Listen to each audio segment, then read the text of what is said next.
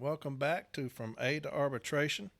And today I'm going to be talking about the shop steward, the most thankless position in the Postal Service.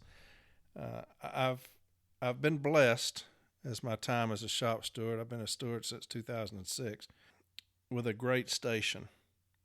I've got great carriers. It's a tenured station. I've got about 26, 27 years, and I'm in the middle of the pack. A lot of time in my station. It's 100% union, and they are a strong union, and so that makes it easy on me. But I have garnered their respect through the way that I have handled myself and conducted business with them. I've also garnered the respect of management. They know that when they come into my station, it's no nonsense. We're not going to put up with a whole lot of harassment and things of that nature. My carriers know how to deliver mail, and we don't need anybody coming in to try to teach us how to do that. But as a steward, I think that you need to be above reproach. I think that you should handle yourself that way. The very first thing is making sure that you're properly certified. I know that there's a big push by labor right now of contesting certifications of stewards. Make sure that you're properly certified. You're going to find that certification in Article 17. Check your certification. Make sure that it's properly done. Make sure that it's sent to the right people. We don't want to lose cases off of certification issues. That's a heartbreaker. Here locally, we lost a case in arbitration. I wasn't part of that, but it was a friend of mine who did it. We lost a removal on certification, and man, that's a crusher. I'm talking about a crusher. So make sure that you're properly certified. If you're going to choose to be a shop steward, be the best that you can be. Do not be lazy. You're not going to benefit anyone by doing that. Be the best shop steward that you can be. And what is it going to take to do that? What are you doing to being the best shop steward you can be?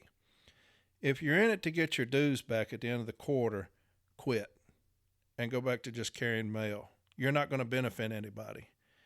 You're surely not going to benefit your brothers and sisters, and you're wasting your time. Don't be lazy. I make sure that my work ethic is one that I'm never questioned about things that I do. How is your workroom floor? Are they divided? That goes a long way about what you're doing. If you have division, take care of that. Nip that in the bud. Whether you got to call everybody on the back dock during break and tell them, hey, look here, this is not how we're going to operate. I have stand-ups all the time where I tell individuals and tell carriers that, look, if you're such that you want to cause division, then you probably need to bid somewhere else because we're not going to have it here. Snitches, anything like that, not welcome in my station. I like a workroom floor where my carriers are having fun. They get their job done. We listen to music. They sing. I mean, they have a good time when they come to work. That's how I want my workroom floor. I want carriers to enjoy coming to work. If they don't, I'm looking at myself. What have I not done? Because ultimately, that falls on me. If it's management that's in there that's making that happen, then there's a reason for that. Maybe they don't respect you. I've had numerous managers in my time come in and decide they're going to try to bust up my station, and they generally last about 2 to 3 weeks. Know your craft. Know your workroom floor, okay? How do you act on the workroom floor? I don't get confrontational with management on the workroom floor. I don't let management get confrontational with me on the workroom floor. I don't let management get confrontational with any of my carriers on the workroom floor. I'll always suggest that we take it off the floor and address that behind closed doors. I don't make a fool of myself on the workroom floor. I just don't do it. Most days you'll never even know that I'm there. I go to my case, I stick my route, I go to the street, and I go home. That's what I want to do. What's your work ethic like?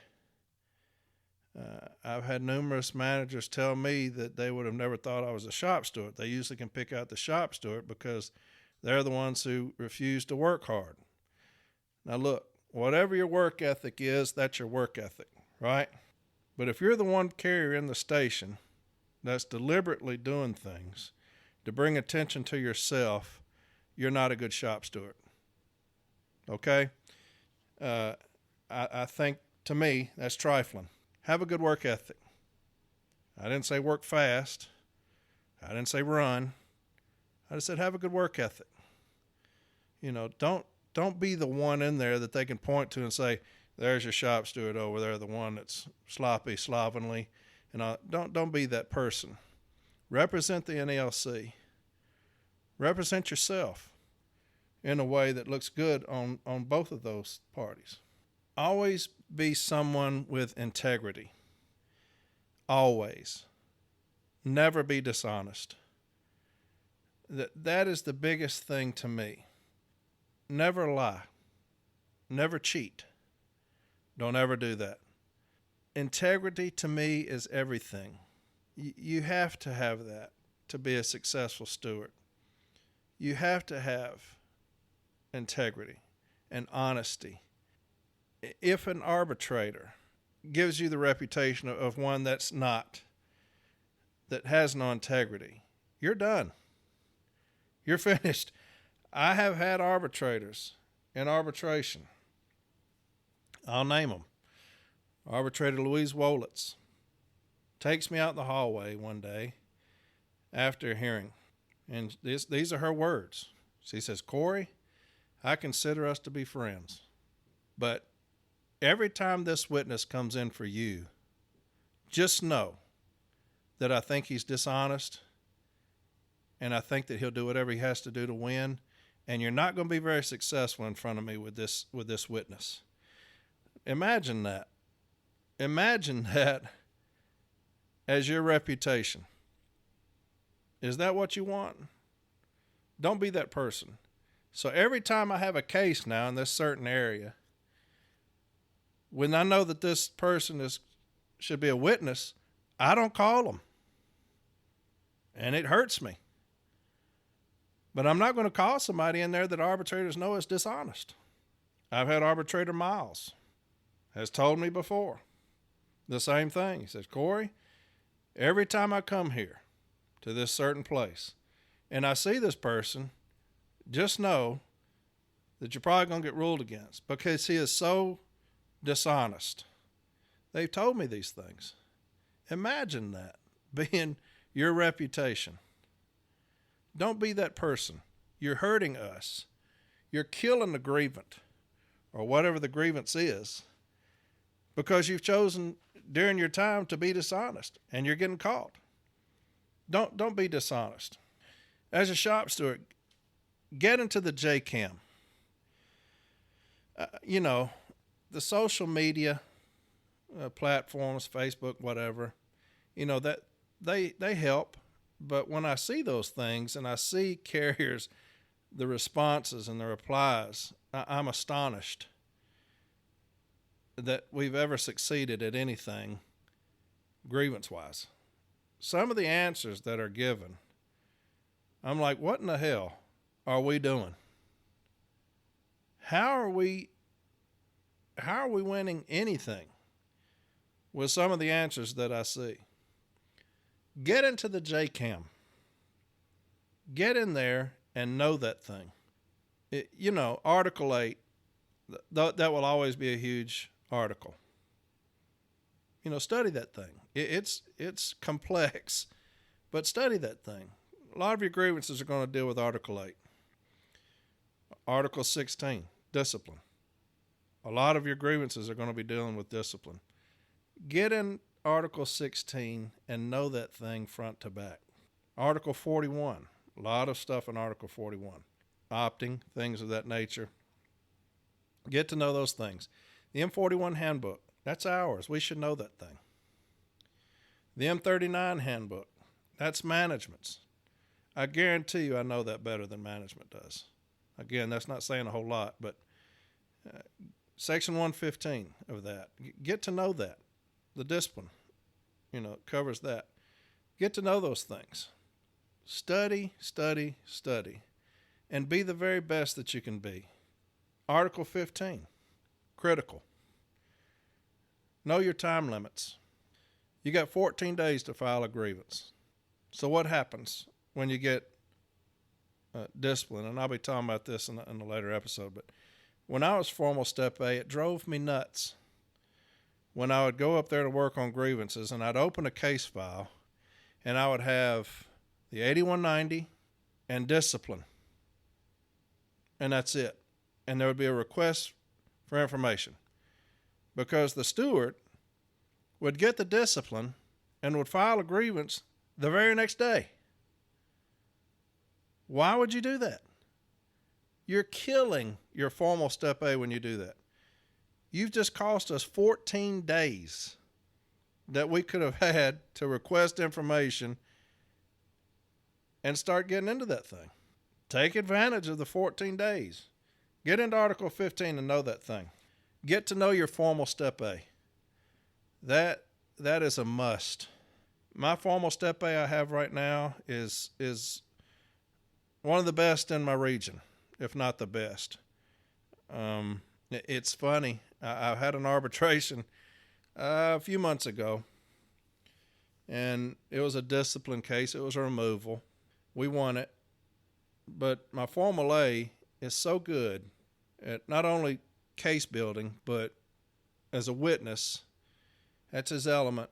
But the arbitrator, we took a little break, and the arbitrator said, I see you brought your ace in today. We're laughing, and he says, Corey, he's the best I've seen. Now, this arbitrator has been doing this for 30-something years, and that's what he said. He's the best I've ever seen.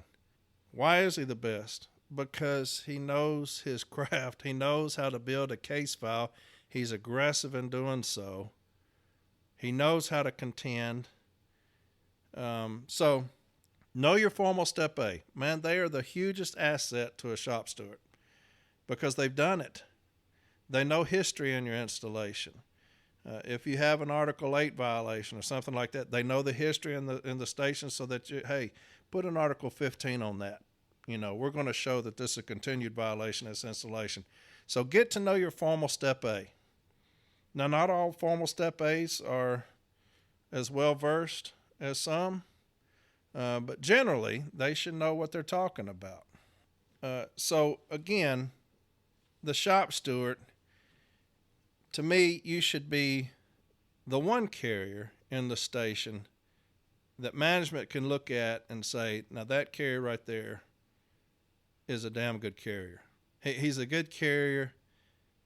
He's a good shop steward. He takes care of his brothers and sisters. I respect him. Now, do we care if management respects us? Not really. But, I don't want to be that one carrier that management is always going after. That's not how I want to live. I just want to come in, do my job, do it as good as I can do it, and then go home.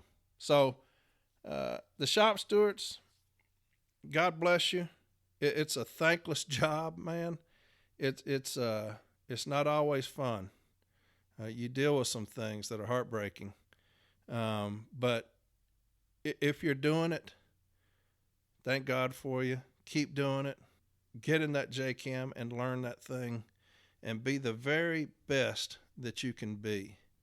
We're going to start breaking down some investigative interview stuff and some discipline stuff later. But this episode, I just wanted to talk about the shop steward and how we should act on the floor. So hopefully this has helped you, and we'll see each other on the next episode. Thanks.